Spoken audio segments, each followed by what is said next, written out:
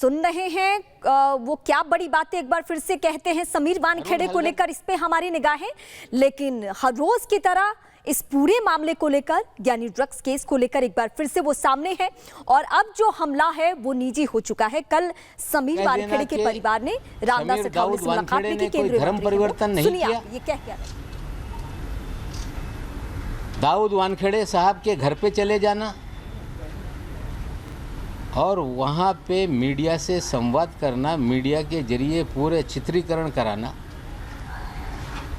हमें लगता है ये बहुत सारे सवाल खड़ा कर रहा है। इतनी जल्दबाजी उनको क्या है? क्यों इस तरह का आचरण वो अपना दिखा रहे हैं? क्या एक वैधानिक पद पे बैठा हुआ व्यक्ति इस तरह के आचरण रख सकता है? ये सारी चीज़ों का हम देश के राष्ट्रपति को शिकायत करेंगे, सोशल जस्टिस मंत्री को भी शिकायत करेंगे कि जिस पद पे आपने व्यक्ति को बिठाया वो जो कौशी जुडिशियल अधिकार है किसी संस्था का जिसे सुप्रीम कोर्ट के आदेश पे बनाया गया, उन अधिकारों को अपने अधिकार में ले रहा है। इससे बड़ा ब्रीच कुछ हो नहीं सकता।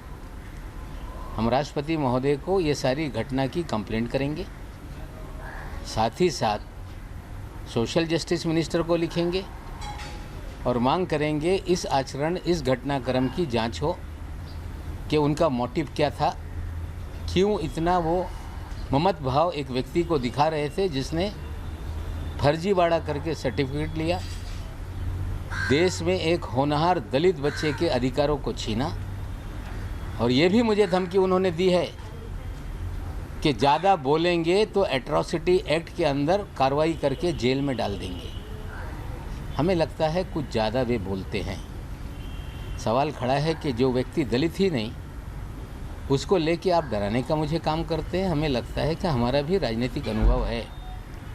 सभी व्यक्तियों को मर्यादा में रहना चाहिए, अपने पद की गरिमा संभालनी चाहिए और साथ ही साथ दूसरे के अधिकारों को कहीं भी हनन करने की कोई भी कोशिश नहीं होनी चाहिए। हम इसकी कंप्लेंट करेंगे।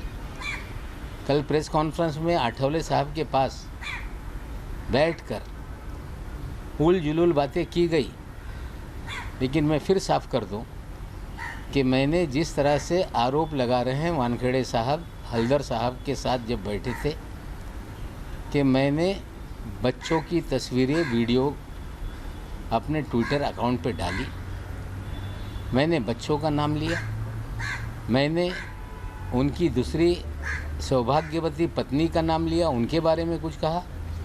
मैं जिम्मेदारी से कहता हूँ कि मैंने कभी उनकी दूसरी पत्नी का नाम तक नहीं लिया है, ना उनकी कोई तस्वीरें साझा की है, ना मैंने उनके बच्चों की तस्वीरें साझा की है।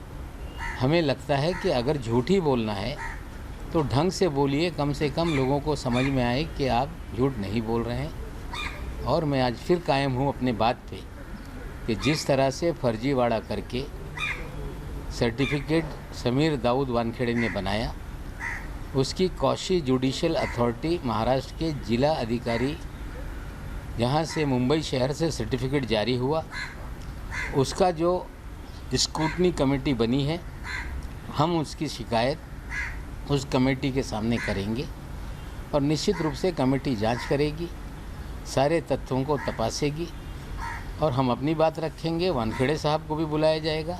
हमें पूरा विश्वास है कि जो फर्जीवाड़ा हुआ है उस फर्जीवाड़ा पे जांच के बाद मोहर लगेगी और एक बार मोहर लग गई कि सर्टिफिकेट जाली है तो उसी कानून में ये स्पष्ट है कि सर्टिफिकेट के आधार पे जो भी फ़ायदे लिए गए, चाहे वो नौकरी हो, एडमिशन हो या और भी कोई चुनाव हो, वो सारे तात्काल रूप से रद्द किए जाते हैं। जो भी लाभ लिया होगा वो वसूल किया जाता है और उसी के तहत प्रोविज़न है कि फौजदारी मुकदमा करके 2 साल से 7 साल तक की सज़ा होती है। हम इस मामले को जो भी फोरम है, हमारा वैलिडिटी कमेटी जिसे जात पड़तालनी समिति महाराष्ट्र में कहते हैं, वहाँ पे ये मामला ले जाएंगे। साथियों, और एक विषय बहुत गंभीर है। पिछले 9 महीने से जब से हमारे दामाद को नाजायज़ तरीके से फंसाया गया, 8.5 महीना जेल में रहकर आया और 12 अक्टूबर को कोर्ट के आदेश में स्पष्ट हो गया कि धाराएं गलत तरीके से लगाई गई और हम उसको लेके हाई कोर्ट में मामला निरस्त करने के लिए जाएंगे। आगे कानूनी लड़ाई है वो लड़ेंगे। लेकिन पिछले लगभग 10 महीने से भारतीय जनता पार्टी के सभी नेता नवाब मलिक ड्रग के कारोबार से जुड़ा हुआ है, उनका दामाद जेल में है और कोई ऐसा नेता नहीं था जिसने इस तरह के बयान नहीं दिए। लेकिन बहुत सारे नेता ये ऐसे हैं महाराष्ट्र में भारतीय जनता पार्टी के जिनका ड्रग के कारोबारियों से घनिष्ठ रिश्ते हैं। आज सभी नामों की चर्चा नहीं होगी, लेकिन मैं आपको बता दूं कि एक व्यक्ति है जयदीप राणा। मैंने अपने ट्विटर पे उसका फ़ोटो डाला है और आज मुंबई तक जो इंडिया टुडे ग्रुप का एक मराठी का वेब चैनल है उस पे भी खबर आई है। एक वर्मा नाम के व्यक्ति ने सारी जानकारी उसमें रखी है। हम बताना चाहते हैं देश को कि जयदीप राणा जेल में बंद है। जो दिल्ली का केस है 8/40 DZU 2020 का, मेरी जानकारी है कि एक सुनवाई में उसे कोर्ट में हाजिर नहीं किया गया, जिसमें दिल्ली के NCB के जोनल यूनिट ने कहा कि वो जेल में है और जानकारी ऐसी है कि वे साबरमती जेल में हैं। ड्रग ट्रैफिकिंग के केस में गिरफ्तारी हुई है, लेकिन उनके रिश्ते महाराष्ट्र के पूर्व मुख्यमंत्री श्री देवेंद्र फडणवीस जी से भी हैं। आपको बता दें कि महाराष्ट्र में जब वे मुख्यमंत्री थे, मुख्यमंत्री रहते समय उनकी पत्नी ने एक रिवर सॉन्ग चल चल मूवी मुंबई नदी संरक्षण अभियान के नाम से एक रिवर सॉन्ग बनाया था।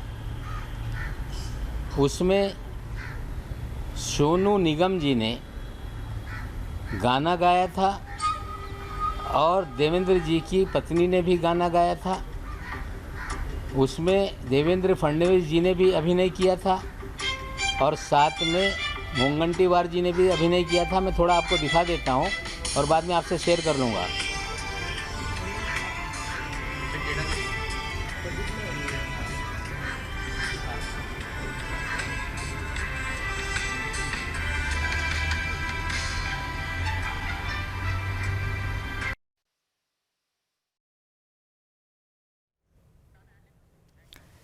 नवाब मलिक को इस वक्त आप सुन रहे हैं। एक एक करके फिर से आरोप, लेकिन आज समीर वानखेड़े से ज्यादा फोकस किस पे? एससी कमीशन के जो चेयरमैन हैं हल्दर, उनको लेकर सवाल खड़े कर रहे हैं कि आखिर उनको किस बात की जल्दबाजी है कि वो इतनी जल्दी क्लीन चिट दे रहे हैं। मैं आगे भी रुख करूंगा, मैं राष्ट्रपति से भी शिकायत करूंगा। हल्दर सारी मर्यादाएं लांघ रहे हैं, ये एक एक करके सवाल है। और इस मसले पे बोलते हुए पहली बार उन्होंने ये भी कहा कि मेरे दामाद को गलत तरीके से फंसाया गया। सोनू निगम जी के साथ अभिनय करें, अच्छी बात है। देवेंद्र जी अभिनेता बन जाएं, अच्छी बात है। मुनगंटीवार जी अभिनेता बन जाए, अच्छी बात है। डायरेक्टर उसके सचिन गुप्ता थे। सिंगर अमृता फडणवीस एंड सोनू निगम, उसको म्यूजिक दिया था, जो गाना लिखा था वो अभिजीत जोशी जी ने। क्रिएटिव हेड उसके मनीष खानका थे। और उसके फाइनेंस हेड जयदीप राणा जी थे।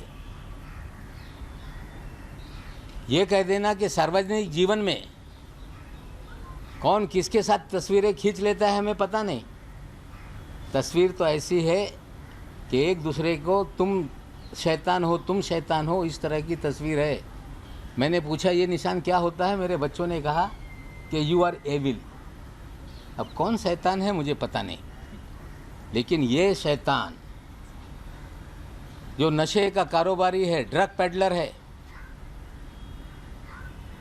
एक टी सीरीज ने जो गाना रिलीज किया था जिसमें अमृता फडणवीस जी ने गाना गाया था, अभिनय किया था, देवेंद्र जी ने भी अभिनय किया था। उस समय के जो महाराष्ट्र के फाइनेंस मिनिस्टर थे मुनगंटीवार साहब ने भी उसमें अभिनय करने का काम किया था। ये कह देना कि हमसे कब मिले हम नहीं जानते, फिर बचाव करेंगे।